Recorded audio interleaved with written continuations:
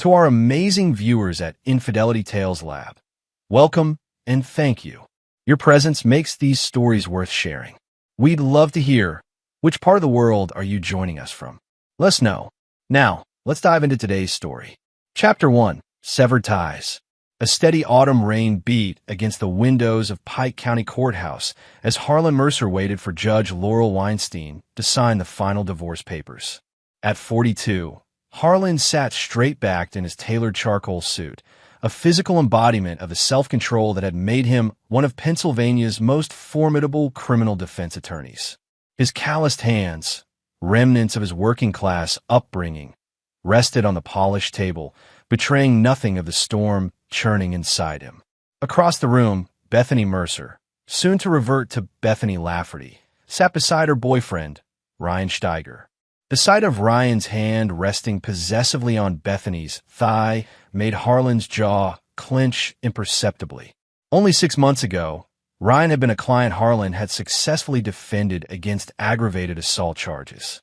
The man's gratitude had apparently extended to seducing Harlan's wife of 15 years. The terms are straightforward.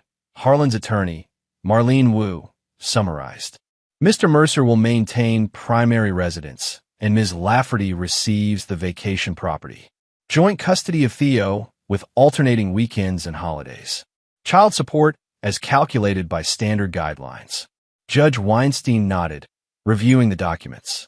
Relatively amicable as these things go. I appreciate that. Harlan's eyes flicked toward Bethany. Amicable wasn't the word he'd choose. Calculated was more accurate. He'd learned long ago that revenge was best served cold, methodical, and within the bounds of legal procedure, at least initially. One final matter, Judge Weinstein said. Theo's birthday falls this Saturday. As per the agreement, Ms. Lafferty will host the celebration, but Mr. Mercer is entitled to attend for 2 hours. Ryan leaned forward, jaw tight. Your Honor, given the circumstances. The agreement stands, Judge Weinstein interrupted firmly. 2 hours, Mr. Mercer. I trust everyone will behave appropriately for the child's sake. Outside the courthouse, Marlene touched Harlan's arm. You okay? Fine, Harlan replied, watching Bethany and Ryan hurry to their car. Still don't understand why you didn't fight for the full value of the practice. She gets half despite the fact that you built it while she was. It's not about the money, Harlan cut her off. Marlene studied him. You've got that look. What look? The one you get before you demolish a prosecution's case. Harlan allowed himself a small smile. I need to prepare for Theo's birthday. As he walked to his car, his phone buzzed. A text from Pascal Bennett, his former military buddy who now ran a private intelligence firm. Information secured. Meeting tonight? Harlan typed back, confirmed. 9 p.m. The rain intensified as he drove away, his mind already mapping out the next moves in a game Bethany and Ryan didn't yet realize they were playing. Chapter 2. Hidden Cards. The Bennett security offices occupied the top floor of a converted factory building in downtown Milford. Pascal Bennett greeted Harlan with a firm handshake, his prosthetic right hand cold against Harlan's palm, a souvenir from their final deployment together in Afghanistan. Coffee, Pascal offered, leading Harlan past rows of monitors where analysts worked quietly. Thanks. Harlan settled into a chair in Pascal's office. What did you find? Pascal slid a tablet across the desk. Ryan Steiger is a careful man, but not careful enough. 3 years ago, he was working security for Westridge Pharmaceuticals. During that time, he developed a side arrangement with Del Mar cartel affiliates, helping them access proprietary formulas. Harlan raised an eyebrow. That wasn't in his criminal record. Because he was never caught, Pascal replied. The company suspected something, but couldn't prove it. They fired him quietly to avoid scandal. That's when he moved to Pike County and eventually became your client. And Bethany? Pascal's expression tightened. She's been planning this for over a year. Found text messages between them dating back 14 months. She's been feeding him information about your cases, your schedule, even your security system. Harlan nodded, his face betraying nothing. The trust fund, untouched, as you suspected. $2.3 million sitting in an offshore account under her maiden name. She never disclosed it during the divorce proceedings. And Theodora Lafferty? Pascal tapped the screen, bringing up a photograph of an elderly woman. Bethany's great-aunt. Terminal cancer, 6 months tops, according to her medical records. Bethany is her only living relative and sole beneficiary. Estate valued around $4.7 million. Harlan processed this information silently, pieces clicking into place. There's more, Pascal said carefully. Your son's medical records. Harlan's expression hardened. Show me. Pascal pulled up documents on a tablet. Theo's allergies. The medical forms Bethany submitted to the school last month removed your son's peanut allergy from his official records. For the first time, a flicker of genuine emotion crossed Harlan's face. Raw, unfiltered rage that vanished almost immediately behind his professional mask. One wrong snack could put him in anaphylactic shock, Harlan said quietly. I've already contacted the school nurse anonymously. The records have been corrected, Pascal assured him. Harlan stood, buttoning his suit jacket. I need one more thing. Judge Sylvia Monroe. Pascal frowned. Family court? She's incorruptible, Harlan. I don't need corruption. I need her schedule for Saturday afternoon. Understanding dawned on Pascal's face. The birthday party. Can you give me a direct line to her chambers? Pascal nodded slowly. Consider it done. As Harlan turned to leave, Pascal called after him. Harlan, whatever you're planning. Don't worry, Harlan replied without turning around. Everything will be perfectly legal. That's not what concerns me. Harlan paused at the door. What does? I've seen that look before. In Kandahar. Before you walked into that compound alone. Harlan's lips curved in a cold smile. Then you know what happened to the men who underestimated me. Chapter 3. The Birthday Blockade. Saturday arrived with picture-perfect blue skies, as if the universe were mocking the darkness of Harlan's purpose. He parked his Mercedes a block from the sprawling Tudor home he had once shared with Bethany, the house where he'd carried her across the threshold, where they brought Theo home from the hospital, where he'd found them together 4 months ago. Harlan checked his watch. 2 p.m. exactly, the time stipulated in the court order. In one hand, he carried a carefully wrapped package. In the other, his phone with Judge Monroe's direct number programmed and ready. Children's laughter echoed from the backyard as Harlan approached the front door. He rang the bell, straightened his tie, and waited. The door swung open to reveal Bethany in a floral sundress, her smile evaporating at the sight of him. Behind her stood Ryan, arms crossed over his chest like a bouncer. What are you doing here? Bethany demanded. Harlan's voice remained steady. I'm here for Theo's birthday. As permitted by court order. Ryan stepped forward. The party's already started. Theo doesn't need you ruining it. 2 hours, Harlan replied. Judge Weinstein was quite specific. Bethany's sister Liv appeared in the hallway behind them. Is there a problem? No problem, Harlan said calmly. I'm simply exercising my legal right to attend my son's birthday celebration. Ryan positioned himself in the doorway, physically blocking entry. Listen, you pathetic deadbeat, get lost. Nobody wants you here. Bethany stepped closer, her voice dropping to a hiss. You think anyone in there respects you? After what happened? After I left you? You're nothing but a joke to them. Harlan's expression remained impassive. The court order, Bethany. Ryan placed a hand on Harlan's chest. Court order doesn't mean shit here. Try to push past me. See what happens. From the corner of his eye, Harlan noticed 2 security guards, friends of Ryan's from his bouncer days, approaching from the side of the house. Mr. Mercer, one called out. Time to leave. He placed a firm hand on Harlan's shoulder.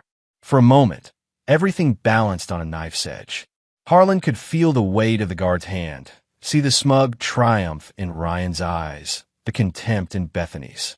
Then Harlan did something that visibly unsettled them all. He smiled. Without a word, he placed Theo's gift on the doorstep, turned, and walked calmly back to his car. Once inside, he dialed the number and waited. Judge Monroe, came the crisp answer. Your Honor, this is Harlan Mercer. I apologize for disturbing your weekend, but there's an urgent matter regarding a child welfare concern and violation of court orders that requires immediate attention. 10 minutes later, he watched from his car as Bethany's phone rang. The transformation on her face was visible even from a distance, shock followed by fear. She handed the phone to Ryan, whose expression darkened as he listened. Moments later, Liv came rushing out of the house, face pale as she hurried toward Harlan's car. "What the hell did you just do?" she demanded, her voice trembling. "The judge called and immediately wants to see us. All of us. Today." Harlan stepped out of his car, adjusting his cuffs. "I simply reported a violation of a court order and potential child endangerment." Child endangerment? Are you insane? Removing Theo's peanut allergy from his medical records? Harlan's voice was deadly quiet. "What would you call it?" The color drained from Liv's face. "Bethany wouldn't. Tell her and Ryan to bring Theo to Judge Monroe's chambers in 1 hour. I'll meet you there." Harlan opened his car door.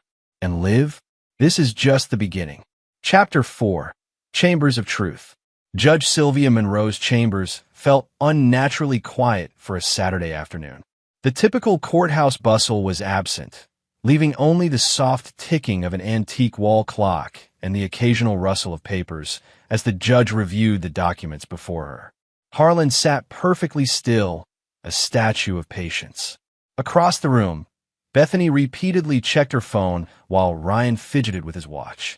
Theo sat between them, playing a game on a tablet, headphones isolating him from the tension saturating the room. Judge Monroe finally looked up, her steel-gray eyes moving deliberately between the parties. At 67, her reputation for no-nonsense justice was legendary in the county. "I've reviewed the evidence Mr. Mercer has provided," she began, her voice carrying the weight of decades on the bench. "Falsification of medical records, violation of custody orders, and what appears to be a pattern of parental alienation." Bethany straightened. "Your Honor, those accusations are documented." Judge Monroe interrupted, holding up a folder. "School records showing the removal of a life-threatening allergy. Text messages between you and Mr. Steiger discussing ways to prevent Mr. Mercer from seeing his son. Testimony from the security personnel Mr. Steiger hired stating they were instructed to remove Mr. Mercer by any means necessary if he attempted to attend the birthday celebration." Ryan leaned forward. "Judge, I can explain." "Mr. Steiger, you have no legal standing in this matter," Judge Monroe stated flatly. "Your presence here is purely as an observer." The judge turned to Theo, her expression softening.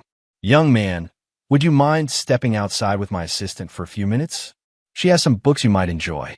After Theo left, Judge Monroe's demeanor hardened again. "Ms. Lafferty, these actions constitute contempt of court at minimum. At worst, they could be grounds for modification of the custody arrangement." Bethany paled. "You can't." "I absolutely can," Judge Monroe cut in. "And given the documented risk to the child's health, I'm inclined to issue an emergency modification today." "Your Honor," Harlan interjected smoothly, "if I may offer an alternative." All eyes turned to him. This was the moment he'd orchestrated, the pivot point in his carefully constructed plan. "I have no desire to disrupt Theo's life further," Harlan continued. "Children need stability. What I propose is this. We maintain the current custody arrangement, but with court-mandated supervision of Ms. Lafferty's parenting decisions regarding medical care and education." Judge Monroe considered this. "You're being remarkably generous, Mr. Mercer." "I'm thinking of my son," Harlan replied simply. What he didn't say was that this was merely the opening gambit, the sacrifice of a pawn to position his knights. The supervision would require weekly meetings, documentation, and scrutiny that would soon become a noose around Bethany's neck. "Additionally," Harlan added, "I request that Mr. Steiger have no involvement in decisions regarding Theo's well-being until such time as the court deems appropriate." Ryan surged to his feet. "This is bullshit. You can't. Mr. Steiger." Judge Monroe's voice cracked like a whip. "One more outburst, and I'll have you removed. You have no parental rights here." Bethany grabbed Ryan's arm, pulling him back to his seat. Her eyes never left Harlan's face, finally recognizing the trap closing around her. Judge Monroe made her ruling. Supervised custody for Bethany, weekly reports to the court, and restrictions on Ryan's involvement with Theo. As they left the chambers, Harlan paused beside Bethany. You should have read the divorce agreement more carefully, he murmured, particularly the clause about endangering Theo's health. This isn't over, Bethany hissed. On that, Harlan agreed. We are in perfect alignment. Outside, Pascal waited in an unmarked car. How did it go? Phase 1 complete, Harlan replied, watching as Bethany, Ryan, and Theo drove away. Begin Phase 2. I want everything on Ryan's former employers at Westridge Pharmaceuticals. Board members, security protocols, internal investigations, all of it. And Bethany's great aunt. Arrange a visit. Tell her I'm handling a revision to her estate planning. Pro bono, of course. Pascal raised an eyebrow. You're playing a dangerous game. No, Harlan corrected. I'm playing their game. They just don't know the rules yet. Chapter 5. Aunt Theodora's Bequest. Riverdale Palliative Care Center sat on 15 manicured acres overlooking the Delaware River. Harlan navigated the hushed corridors with the confidence of someone who belonged there, nodding to staff as he passed. The bouquet of lilies in his hand completed the image of a dutiful family visitor. Room 317 was bathed in afternoon light when he entered.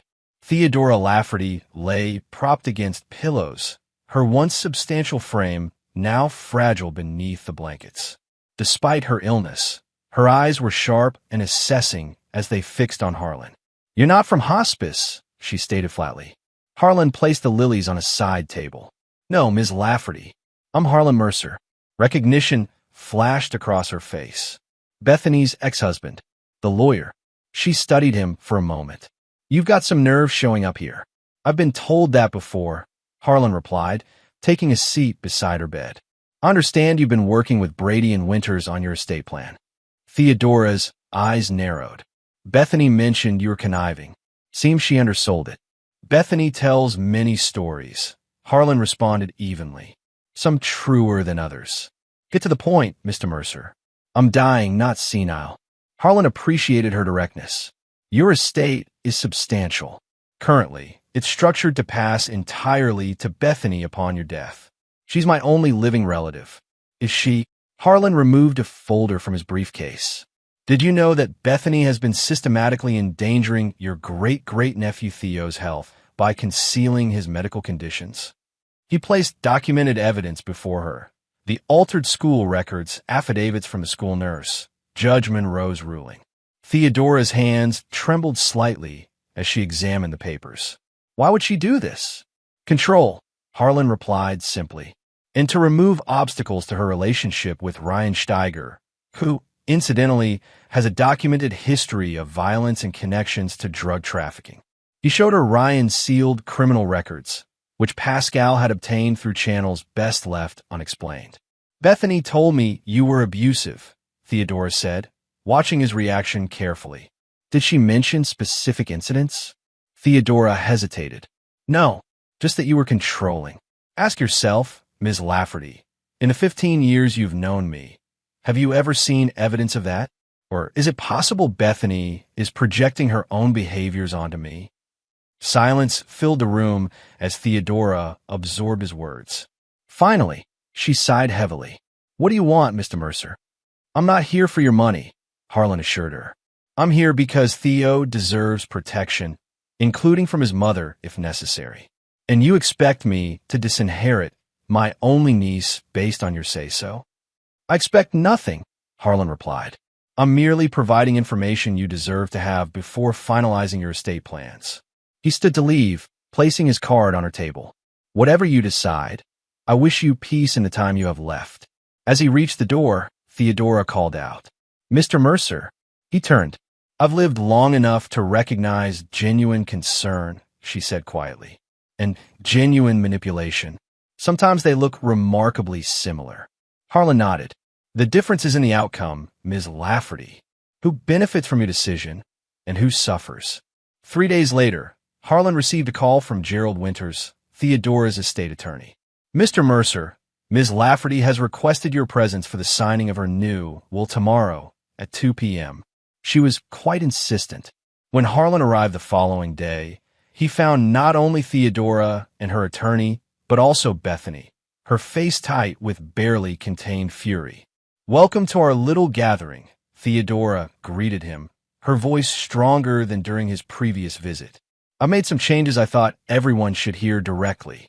Gerald Winters cleared his throat uncomfortably before reading the new provisions. 20% of the estate to Bethany outright.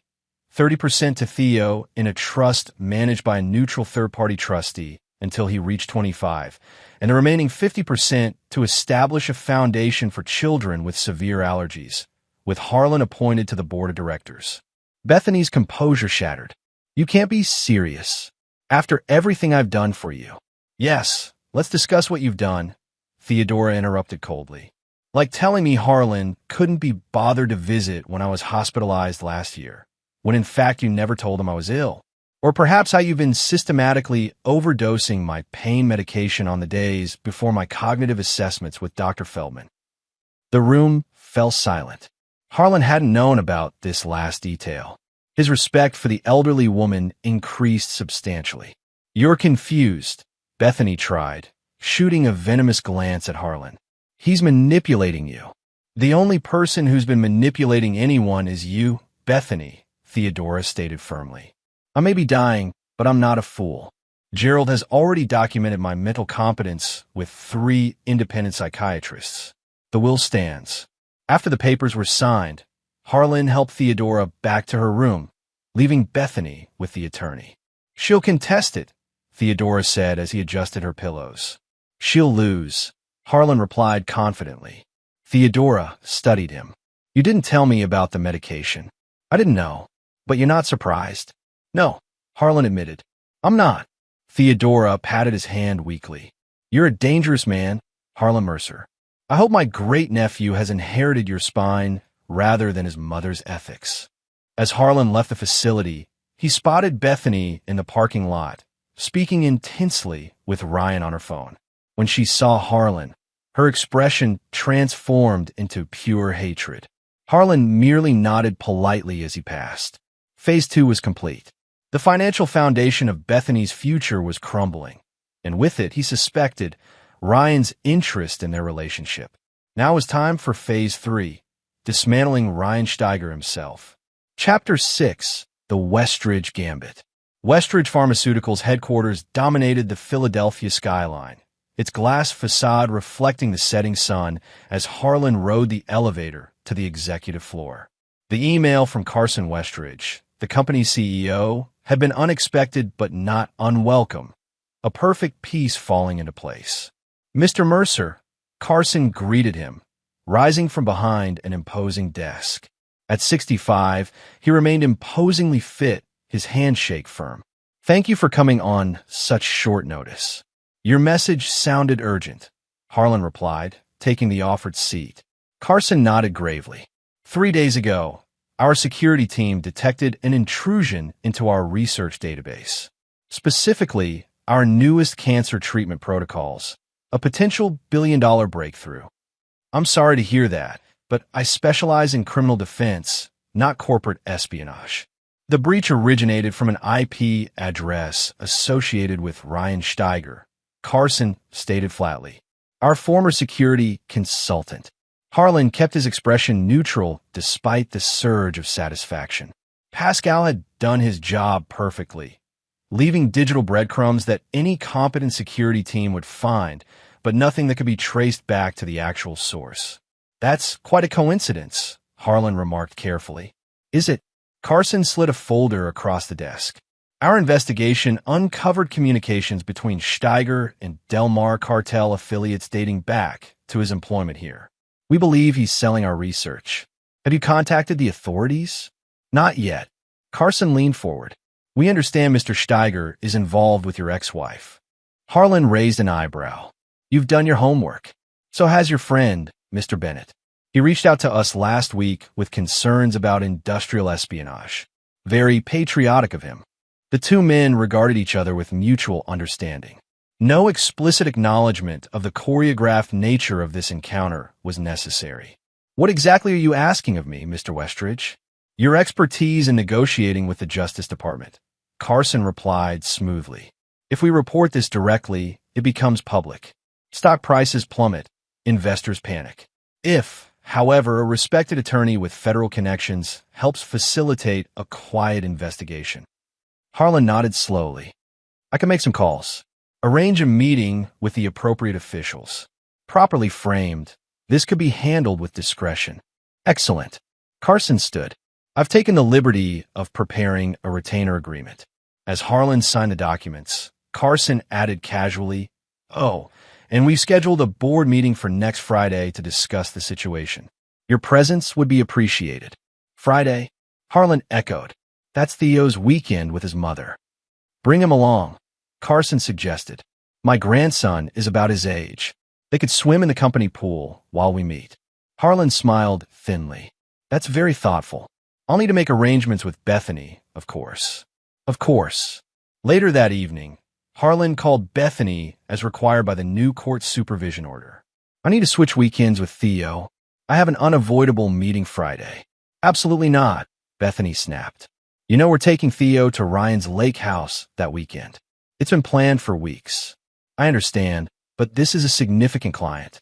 Perhaps Ryan could. Ryan has already taken time off work, Bethany interrupted. The answer is no, Harlan. I see, Harlan replied evenly. In that case, I'll need to inform Judge Monroe about the change in plans. The supervision order requires disclosure of all overnight trips with Theo, particularly to remote locations. Silence stretched across the line. Fine, Bethany finally hissed. But you'll take him the following weekend instead. Thank you for your flexibility, Harlan responded politely. I'll pick him up Friday at noon. After ending the call, Harlan texted Pascal. Lake house plans canceled. Proceed with installation. The reply came moments later. Team already in place. Equipment ready. Everything was proceeding exactly as planned. By Friday, Ryan would be meeting with federal agents about the data breach.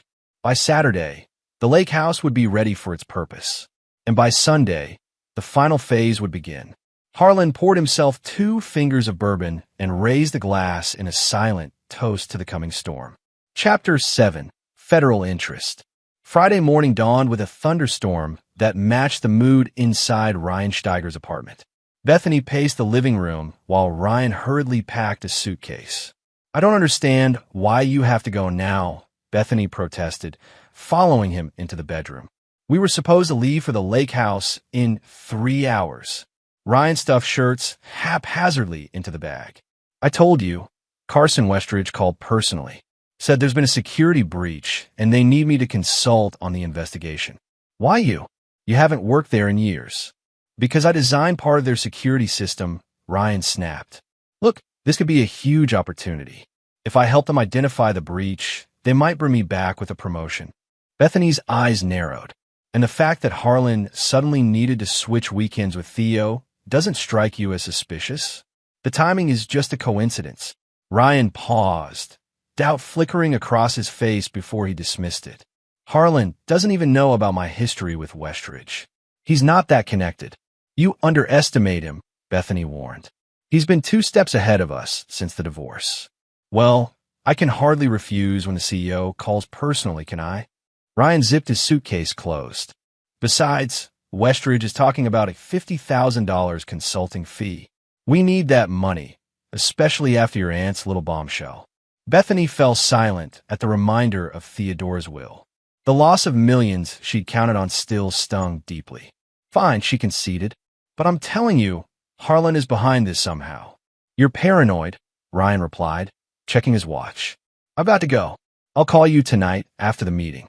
Ryan kissed her quickly before grabbing his bags. Reschedule the lake house for next weekend. By then, we'll have the Westridge money to celebrate with. Across town, Harlan sat in Judge Monroe's chambers, reviewing modifications to the custody supervision order. These provisions seem reasonable, Judge Monroe noted, scanning the document. Expanded visitation during summer months, joint decision-making on education, and continued supervision of medical decisions. Thank you, Your Honor, Harlan replied. I believe this arrangement best serves Theo's interests while maintaining stability. Judge Monroe studied him over her reading glasses. You know, Mr. Mercer, I've seen hundreds of custody disputes. Usually, the wronged spouse fights for every advantage. Revenge benefits no one, Your Honor, Harlan answered smoothly. Least of all Theo. Judge Monroe's lips quirked slightly. Very diplomatic. I'll sign the order today. As Harlan gathered his papers, the judge added, by the way, a colleague mentioned seeing you at Westridge Pharmaceuticals yesterday. Expanding your practice areas? Just helping an old friend with a sensitive matter, Harlan replied casually. Involving federal agents, from what I hear. Harlan met her gaze evenly. Corporate espionage concerns. Nothing that would interest family court. Unless it involved parties to a custody case. Judge Monroe remarked, her expression unreadable. For a moment, the air between them hummed with unspoken understanding. Purely coincidental, I assure you, Harlan finally said. Judge Monroe nodded slowly. Of course. Good day, Mr. Mercer. At noon, Harlan picked up Theo from Bethany's house. The boy seemed subdued, clutching his backpack tightly. Looking forward to our weekend? Harlan asked as they drove away. Theo shrugged. Mom said you ruined our lake trip. Did she? Harlan kept his voice neutral. I'm sorry about that, but I have something special planned instead. How would you like to swim a rooftop pool with a view of the whole city? Theo's eyes widened. Really? Really? And afterward, we can have dinner at that dinosaur restaurant you like. By the time they reached the Westridge building, Theo's excitement had overcome his initial reluctance. Carson Westridge greeted them warmly, introducing his grandson Brady before whisking Harlan away to the boardroom. Inside, two serious men in dark suits waited alongside Carson and several board members. Mr. Mercer, these are Agents Delaney and Sawyer from the FBI Cyber Division, Carson explained. Harlan shook their hands. I understand you're investigating a potential data breach. Among other things, Agent Delaney replied grimly. We've been tracking Del Mar cartel movements into pharmaceutical IP theft for months. Your client's situation fits a pattern. The meeting proceeded efficiently, with Harlan guiding the discussion toward a controlled investigation that would protect Westridge's stock value while gathering evidence. As they finalized the approach, Carson's assistant entered with an urgent message. Mr. Steiger has arrived downstairs, she announced. Carson glanced at Harlan. Perfect timing. Shall we proceed as discussed? Harlan nodded. Agents, if you could remain here momentarily, Mr. Westridge, and I will greet Mr. Steiger and bring him up. In the lobby, Ryan's expression morphed from confidence to confusion when he spotted Harlan beside Carson. What the hell is this? Ryan demanded, stopping short. Mr. Steiger. Carson greeted him coldly. Thank you for coming. Mr. Mercer has been advising us on a security matter that appears to involve you. Ryan's eyes darted between them. I don't understand. Perhaps we should continue this conversation upstairs, Harlan suggested smoothly. Federal agents are waiting. The color drained from Ryan's face. Federal? This is some kind of setup. If you've done nothing wrong, you have nothing to fear, Carson stated. Fuck this, Ryan spat, backing away. I'm not falling for whatever game you're playing, Mercer. As Ryan turned to leave, two security guards blocked his path. Mr. Westridge would appreciate your cooperation, sir. Ryan's panicked gaze found Harlan, who simply adjusted his tie calmly. Running would be unwise, Ryan. It tends to imply guilt. Trapped, Ryan had no choice but to follow them to the elevator. As the doors closed, he hissed at Harlan. Bethany was right about you. No, Harlan replied quietly. She wasn't nearly right enough. Chapter 8. Lake House Revelations. The following weekend, Bethany drove alone to Ryan's lake house, her knuckles white on the steering wheel. The past week had been a nightmare. Ryan was under investigation for corporate espionage, released on bail, but facing potential federal charges. His assets were frozen. The promised Westridge consulting fee had evaporated. And somehow, Harlan's fingerprints were all over it, though she couldn't prove anything. She needed time alone to think, to plan their next move. The lakefront property, Ryan's pride and joy, purchased with cash through an LLC to hide it from his previous divorce settlement, would provide the perfect refuge. As Bethany turned onto the private road leading to the house, her phone rang. Unknown number. Hello, Ms. Lafferty? A woman's crisp voice came through the speakers. This is Nurse Wilkins from Riverdale Palliative. I'm afraid I have difficult news. Your Aunt Theodora passed away an hour ago. Bethany pulled over, a complex mixture of grief and calculation washing over her. I understand. Thank you for letting me know. Mr. Winters, her attorney, asked to be notified immediately. He mentioned there would be a reading of the will tomorrow. So soon, it was Ms. Lafferty's explicit instruction. The reading will be at 3 p.m. at Mr. Winters' office. After ending the call, Bethany sat motionless, processing this new development. 20% of Theodore's estate would still be a substantial sum, enough perhaps to cover Ryan's legal expenses. A grim smile crossed her face. Perhaps things were finally turning in their favor. She continued to the lake house, the familiar sight of the rustic cabin usually bringing comfort. Today, however, something felt off. The door was unlocked, though Ryan insisted he'd secured everything before his last visit. Inside, nothing appeared disturbed, yet Bethany couldn't shake the sensation of intrusion. She moved through the rooms cautiously, checking closets and windows. In the master bedroom, she noticed Ryan's laptop on the nightstand. Strange, since he'd taken it to Philadelphia. Curious, she opened it. The screen came to life without requesting a password, another anomaly. The desktop was empty except for a single folder labeled for Bethany. Her pulse quickening, she clicked it open. Inside was a video file. She pressed play. The footage showed the very room she was sitting in, but from weeks earlier. Ryan entered with a woman Bethany recognized as his administrative assistant. What followed was an intimate encounter that left no doubt about their relationship. The timestamp indicated this had occurred during a weekend Ryan had claimed to be fishing with friends, while Bethany was caring for Theodora. Bethany's hand flew to her mouth. As the video continued, the conversation afterward became even more damning. "When are you going to leave her?" the woman asked, curled against Ryan's side. "Soon," Ryan promised. "Once the old lady dies and Bethany gets her inheritance, then we're good to go. You really think she'll give you access to all that money?" Ryan laughed. "She already added me to her accounts. Besides, she's completely blindsided by the custody battle with her ex, hasn't got a clue I've been moving her money into the offshore account." Bethany paused the video, her hands shaking. She checked her banking app and found her savings account nearly depleted. Over $200,000 gone, transferred in small increments over the past 3 months. Frantically, she searched through the laptop, finding detailed records of Ryan's dealings, the offshore account information, dates and amounts of transfers from her accounts, even emails plotting how to access Theodora's estate once it passed to Bethany. As the magnitude of the betrayal crashed over her, another file caught her attention: Westridge evidence. Inside were documents clearly stolen from the pharmaceutical company, along with communications to potential buyers, information that would devastate Ryan's defense against the federal charges. Bethany's phone rang again, Ryan this time. "Hey," she answered, fighting to keep her voice steady. "Where are you?" Ryan demanded. "At the lake house." "Where are you?" Listen carefully. Ryan's voice was tense. "Don't go inside. Just turn around and leave right now." "Too late," Bethany replied coldly. "I'm already looking at your laptop." Silence stretched across the line. "It's not what you think," Ryan finally said. "Really? Because it looks exactly like you've been sleeping with your assistant, stealing my money, and planning to leave me once you got your hands on Theodora's inheritance." "Bethany, save it," she cut him off. "I've seen everything. The videos, the transfers, the Westridge files. It's over, Ryan. Listen to me." Ryan's voice took on a desperate edge.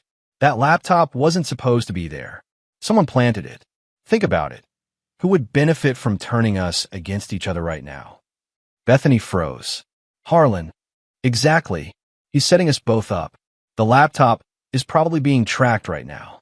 Federal agents could be on their way to the lake house as we speak." Bethany looked around frantically. "What do I do?" "Close the laptop. Don't touch anything else. Get out of there now." As Bethany moved to comply, her phone pinged with a text message from an unknown number. "I've forwarded copies of all files to the FBI, Ms. Lafferty. You have approximately 20 minutes before they arrive. I suggest you use that time wisely." "Oh my God," Bethany whispered. "What?" Ryan demanded. She read him the message. "Fuck," Ryan exploded. "This is Harlan's doing. His military buddy Pascal. They're behind all of it. What do we do? Meet me at the bus station. Bring cash, whatever you can grab. We need to disappear for a while. What about Theo? Bethany asked, suddenly remembering her son. Ryan's voice hardened. We don't have time for that now. It's survival mode. Theo's with Harlan this weekend anyway. The casual dismissal of her child struck Bethany like a physical blow. In that moment, everything clarified with terrible clarity. Harlan hadn't just orchestrated their downfall. He'd revealed their true characters in the process. I have to go, she said quietly. I'll see you at the bus station in an hour, Ryan replied. No, Bethany said. You won't. She ended the call and sent a text to the unknown number. Tell Harlan I want to talk. On my terms. The reply came instantly. The coffee shop across from the courthouse. 30 minutes. Chapter 9. Final Judgment. The coffee shop was nearly empty when Bethany arrived. Harlan sat at a corner table, 2 cups steaming before him. He rose politely as she approached, gesturing to the chair across from him. You look tired, he observed as she sat down. Cut the bullshit, Bethany snapped. I know what you did. Harlan sipped his coffee calmly. Which part specifically? All of it. The custody hearing, Aunt Theodora's will, Ryan's federal investigation, the lake house setup. You've been orchestrating everything from the beginning. Orchestrating? Harlan raised an eyebrow. An interesting choice of words. It implies I created something from nothing. You manipulated evidence. Planted that laptop. Did I plant Ryan's infidelity? Harlan asked quietly. Did I force him to steal from you? To conspire against a dying woman? To endanger our son's health by removing his allergy information? Bethany flinched at the last accusation. That was Ryan's idea. He said it would strengthen our case if we could show you were paranoid about Theo's health. And you agreed. I made a mistake, Bethany admitted, her voice breaking slightly. Several mistakes. Harlan studied her, his expression unreadable. What do you want, Bethany? To make a deal. I have information the federal prosecutors will want about Ryan's other activities, his real connection to Del Mar. I can testify against him in exchange for immunity for myself. And she hesitated. Reconsideration of the custody arrangement. Harlan leaned back, regarding her coldly. You believe you deserve another chance with Theo? After everything you've done? I'm his mother, Bethany whispered. Being a mother is more than biology, Harlan replied. It's choices, priorities, sacrifices. I know that now. No, Harlan countered. You know you've lost. There's a difference. He placed a folder on the table between them. These are the terms. Non-negotiable. Bethany opened it with trembling hands. Inside was a complete custody modification granting Harlan full legal and physical custody of Theo. She would have supervised visitation twice monthly. Additionally, she would forfeit all claims to marital assets in exchange for Harlan arranging a plea deal with federal prosecutors. This is fair, Harlan finished for her. Considerably more than fair, given the circumstances. Tears welled in Bethany's eyes. I'll never see my son. You'll see him when it serves his interests, not yours, Harlan corrected. And only when you've demonstrated genuine reform. And if I refuse? Harlan's expression hardened. Then I stop protecting you.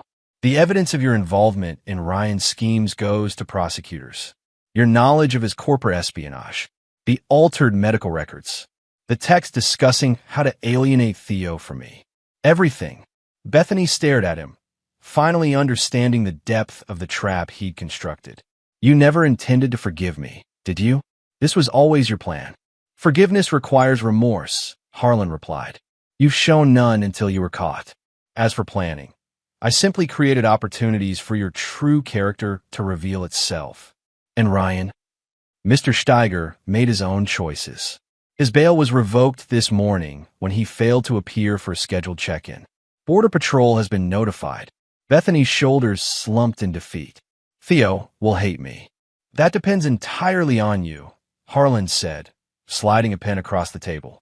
Children are remarkably resilient when surrounded by stability and truth. After a long moment, Bethany signed the documents. As she rose to leave, she asked quietly, was any of it real? What we had? Harlan gathered the signed papers methodically. That's the wrong question, Bethany. What's the right one? whether it would have mattered to you if it was. Harlan stood. My attorney will contact you about the visitation schedule. The FBI expects your statement tomorrow morning. Outside the coffee shop, Pascal waited in his car. He rolled down the window as Harlan approached. All set. It's done, Harlan confirmed, sliding into the passenger's seat. That was quite a game of chess you played, Pascal observed as they pulled away. Harlan gazed out the window at Bethany's diminishing figure. Chess implies equal opponents following established rules. And that's not what this was? No, Harlan replied quietly. This was justice. At home, Harlan found Theo in the backyard, teaching himself to skateboard with determined concentration. Watching his son's focused expression, so similar to his own, Harlan felt the weight of the past months finally beginning to lift. Dad, Theo called, spotting him. Watch this. Harlan smiled, a genuine smile that reached his eyes for the first time in over a year. I'm watching, he called back. I'm right here. As Theo proudly demonstrated his newest trick, Harlan's phone buzzed with a text from Judge Monroe. Custody modification approved. Effective immediately. Harlan slipped the phone back into his pocket without replying.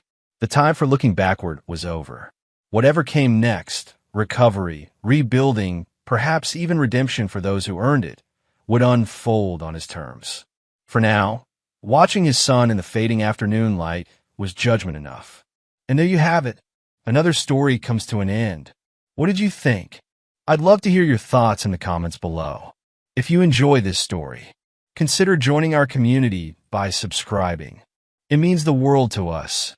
For more stories like this one, check out the recommended videos on screen. And I'll see you there.